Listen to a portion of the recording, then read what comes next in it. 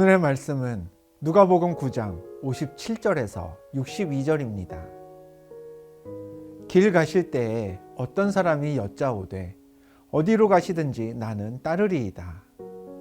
예수께서 이르시되 여우도 굴이 있고 공중의 새도 집이 있으되 인자는 머리 둘 곳이 없도다 하시고, 또 다른 사람에게 나를 따르라 하시니 그가 이르되 나로 먼저 가서 내 아버지를 장사하게 허락하옵소서.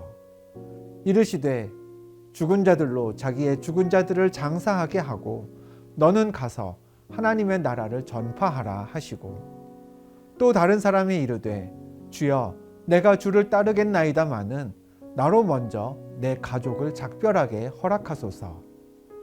예수께서 이르시되 손에 쟁기를 잡고 뒤를 돌아보는 자는 하나님의 나라에 합당하지 아니하니라 하시니라. 마태복음 16장에서 예수님이 제자들과 빌립보 가이사랴에 머무실 때였습니다. 예수님과 대화하는 중에 베드로가 주는 그리스도시요 살아계신 하나님의 아들이시니이다 라는 멋진 신앙의 고백을 했습니다.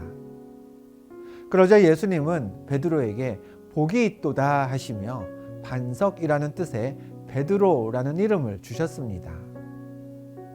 그리고 바로 이어지는 장면에서 예수님은 자신이 예루살렘에 가서 고난을 받고 죽임당할 것과 3일 후에 다시 살아나실 것을 제자들에게 가르치셨습니다.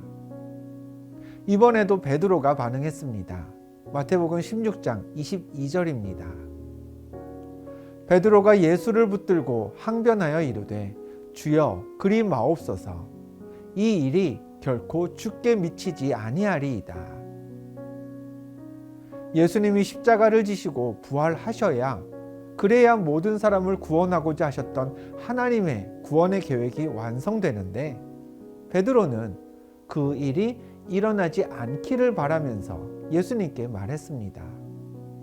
그러자 예수님은 조금 전에 칭찬하셨던 베드로를 향해 사탄이라 칭하며 하나님의 일을 생각하지 않고 있다고 꾸중하셨죠.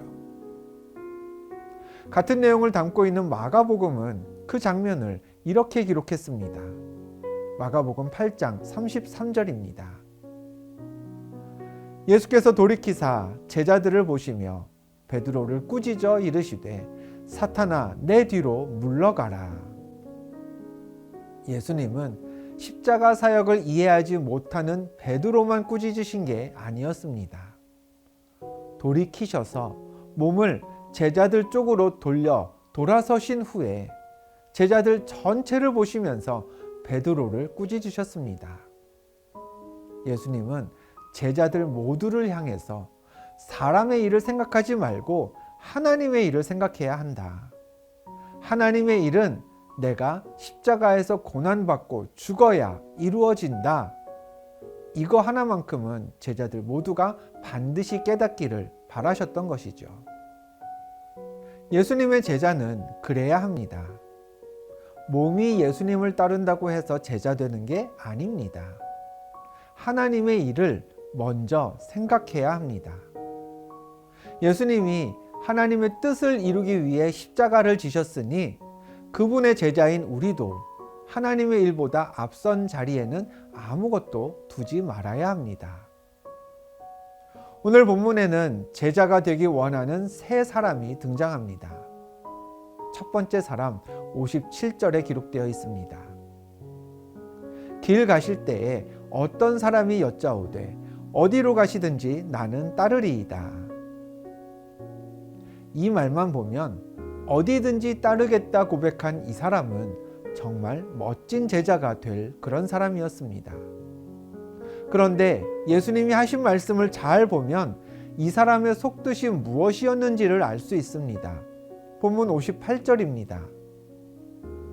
예수께서 이르시되 여우도 굴이 있고 공중에 새도 집이 있으되 인자는 머리 둘 곳이 없도다 하시고, 예수님은 어디 편하게 머물 곳조차 없다라는 현실을 말씀하셨습니다. 그 얘기인즉 너도 내 제자가 되면 머리 둘 곳이 없을 거란 말씀이었죠. 예수님의 제자가 되려는 첫 번째 사람은 제자가 되어서 조금 더 편하게 살아야지, 지금보다는 살아가는 현실이 좀 더 나아지겠지 하는 생각이 있었음을 예수님의 말씀을 통해 알 수 있습니다. 이어 두 번째 제자 지망생이 등장합니다. 또 다른 사람에게 나를 따르라 하시니 그가 이르되 나로 먼저 가서 내 아버지를 장사하게 허락하옵소서. 이번에는 예수님이 먼저 스카웃을 하셨습니다. 나를 따르라 라고 말씀하셨죠. 그런데 이 사람은 즉각 따르지 않았습니다.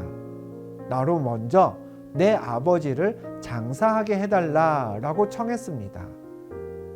그러자 예수님은 60절에서 그보다 하나님의 나라를 전파하는 게 먼저여야 한다 말씀하셨습니다. 세 번째 사람은 직접 예수님을 찾아와서 이렇게 얘기했습니다. 본문 61절입니다.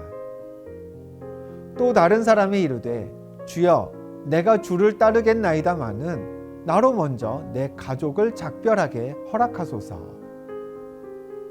이 사람도 예수님을 따르겠다는 마음으로 가득했습니다. 그런데 그 전에 먼저 해결해야 할 일이 있었습니다. 가족들과 제대로 된 작별이 필요했습니다. 이 얘기를 들으신 예수님은 손에 쟁기를 잡고 뒤를 돌아보는 자는 하나님 나라에 합당하지 않다라면서 거절하셨습니다. 예수님의 제자가 되기를 희망하며 본문에 등장하는 사람들의 말에는 공통된 표현이 있었습니다. 나로 먼저 였습니다. 나로 먼저 가서 내 아버지를 장사하게 허락하옵소서. 나로 먼저 내 가족을 작별하게 허락하소서.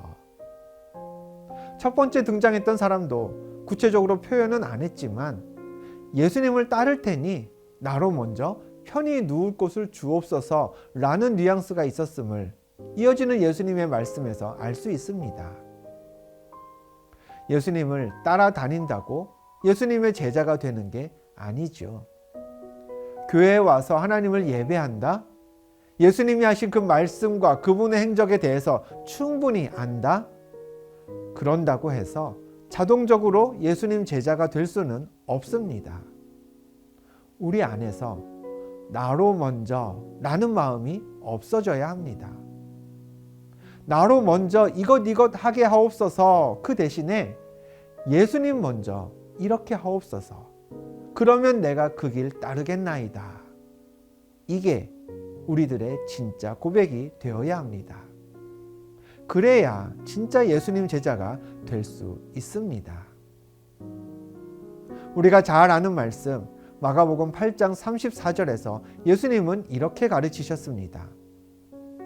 누구든지 나를 따라오려거든 자기를 부인하고 자기 십자가를 지고 나를 따를 것이니라. 예수님의 제자는 그냥 예수님을 따르는 것만이 끝이 아닙니다. 예수님의 제자의 입에서는 나로 먼저 라는 말이 나와서는 안 됩니다. 자기를 부인해야 합니다. 자기 십자가를 져야 합니다. 따르려거든 그렇게 자기를 부인하고 자기 십자가를 지고 따라야 예수님의 제자라 할 수 있습니다. 예수님은 제자가 되기를 원하는 우리에게 복잡한 시험 문제를 내밀진 않으십니다. 여러 단계의 자격 검증을 요구하지도 않으십니다. 한 단계만 넘으면 됩니다. 나로 먼저를 예수님 먼저, 하나님의 일 먼저로 바꾸어야 합니다. 이 말씀을 기억하며 오늘은 이렇게 기도합니다. 하나님, 예수님의 제자로 살기 원하는 우리 안에 아직 내가 먼저라는 생각이 있음을 고백합니다. 하나님의 일을 위해 십자가 지신 예수님을 따를 때 우리가 먼저가 아니라 예수님 먼저라고 고백하는 믿음 주옵소서. 하나님 먼저, 그리스도 먼저가 우리 입술에서 나와야 거기에 길과 진리, 생명이 있습니다. 참된 제자란 무엇을 먼저 내세워야 하는지 가르치는 오늘 말씀을 기억하고 예수님 먼저라는 그 가치관 안에서 하나님의 일을 이루며 사시기를 주님의 이름으로 축원합니다.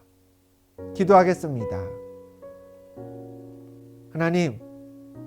하나님 나라에 합당한 제자의 모습을 오늘 말씀에서 배웠습니다.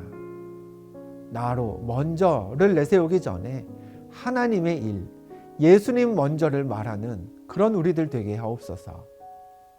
그런 우리를 주의 제자로 삼아주사 하나님 나라를 확장하는 일에 쓰임받는 삶의 주인공 되게 하옵소서. 예수 그리스도의 이름으로 기도합니다. 아멘.